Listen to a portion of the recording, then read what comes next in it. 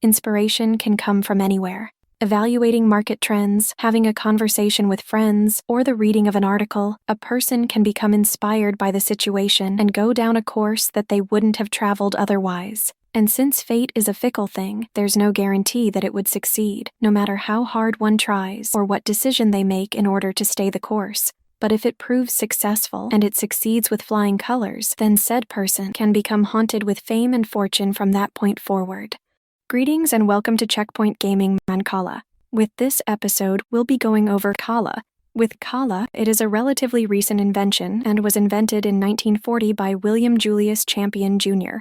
What inspired Champion to invent the game was the reading of an article that was published on a Mancala game, followed by him conducting further research on the matter. Champion then started selling his game in 1944, followed by obtaining a patent for the design in 1952 and a patent for rules in 1955. In 1958, he established the Kalah Game Company in Holbrook, Massachusetts, United States, with the product being produced into the 1970s. And with the game's registered trademark, it lasted from 1970 to 2002.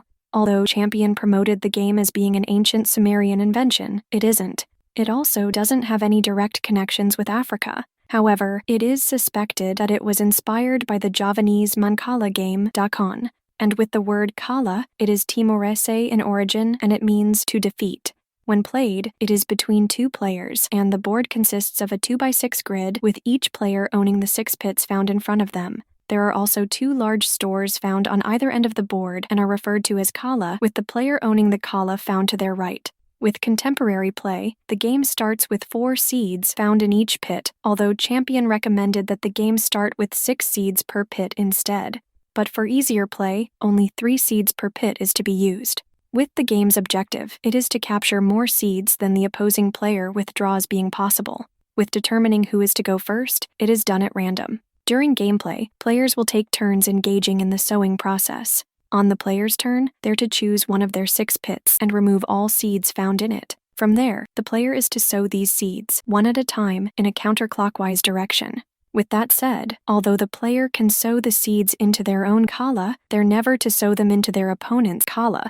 When picking up the seeds from a pit, players aren't allowed to count them, and once the seeds of a given pit have been touched, they will have to be used to engage in sowing. If the last seed a player sows is sown into the player's Kalah, then said player will have to sow once again. If the last seed a player sows is done into an opponent's pit, or into an occupied pit of the player, then their move is to end without anything being captured with play passing on to the other player. But if the last seed is sown into an empty pit on the player's side of the board, they will capture all of the seeds found in the opponent's pit along with the capturing piece. From there, these seeds are placed into the player's Kalah. But if the opponent's pit is empty, then no seeds are captured with play, then passing on to the opposing player. For the game to come to an end, it is when one of the players no longer has any seeds found within their pits. From there, the remaining seeds are captured by the opposing player. In order to determine a winner, it is the player who has captured the most seeds during the game.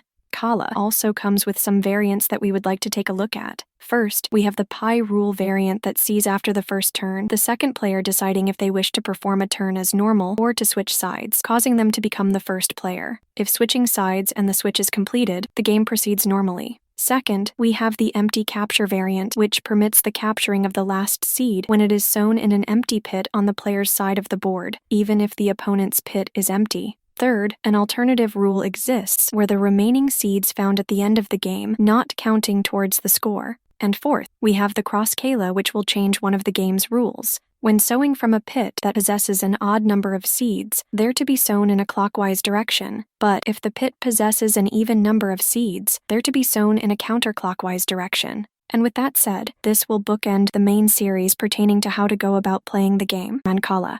We hope that you found this to be helpful and allowed you to better understand how to go about playing the game. As time progresses and any updates get put out for the community, we will return to these episodes and update them accordingly to better reflect the changes that have been made to the game. With the nature of Checkpoint Gaming, we want to present the most up-to-date version of the game as possible to those who wish to play. So with that said, we hope you enjoyed our series pertaining to how to go about playing Mancala.